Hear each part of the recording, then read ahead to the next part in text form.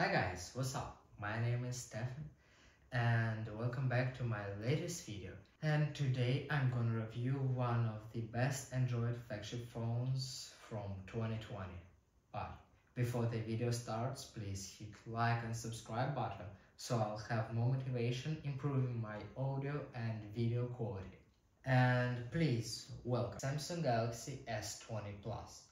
And I'll tell you how it handles 5 years later. So frankly speaking, this is really one of my favorite smartphones ever made by Samsung. It hasn't got that much difference from S10 Plus, but it was also something between the smaller version for smaller hands S20 and a huge expensive top tier S20 Ultra. And today we'll get to know if size matters. So let's start from the most interesting part for me. It's the design. I've got this phone in the black color. It's not really the best option and it also easily gets dirty with fingerprints. This phone has glass on back and front, whereas its edges are made from stainless steel. They are glossy, so in the course of 5 years that got terribly scratched, even though this phone has spent all its life in the case. And overall, it feels like a decent flagship phone in the hands, and I would never say it feels worse than any of the newer models. The only problem that came out in these years that the back panel is coming off, and I don't really know the reason why. And let's move on to the display. So actually, this display has a better resolution than the latest flagship phones from Samsung. To be more precise, W Quad HD Plus.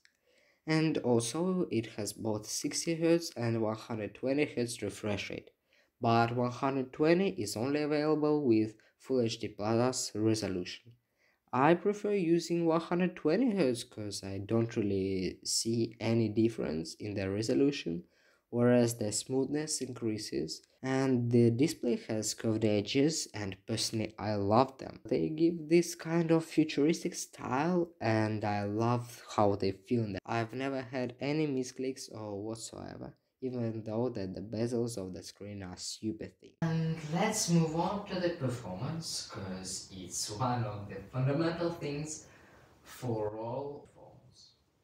5 years ago, Samsung equipped their phones with two different versions of the processor for Europe Exynos and for the USA Snapdragon.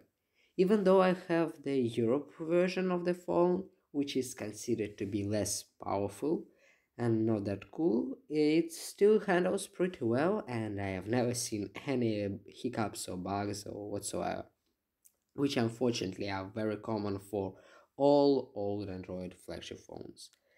When I bought this phone 5 years ago, I didn't even imagine how it was going to age so well.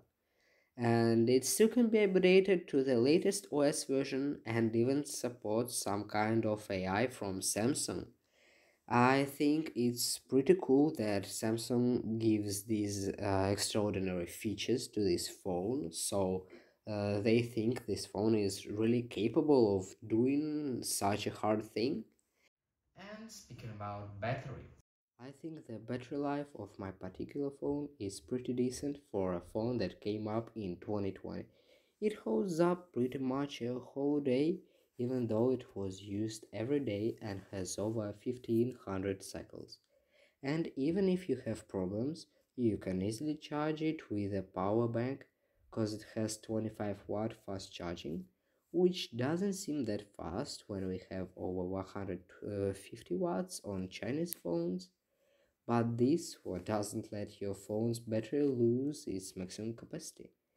But if you are considering buying a used phone, I would still pay attention and I would try to make a small battery drain test so you won't buy a phone with a dead battery, which is very common for such an old phone. And talking about cool features, this phone has wireless charging and reverse charging.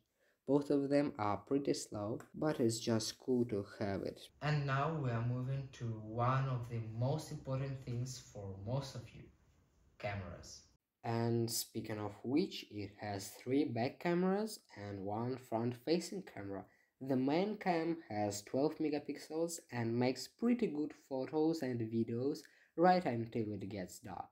And talking about videos, it has stabilization and is capable of filming 8K 24 FPS. It's pretty useful if you want to zoom with no quality loss. The other two models are wide and telephoto lenses. The wide one is terrible, but I love the telephoto one. And talking about colors, I really love color grade this phone shoots with no edits. And these are the couple of the examples, so you'll be able to judge them by yourself.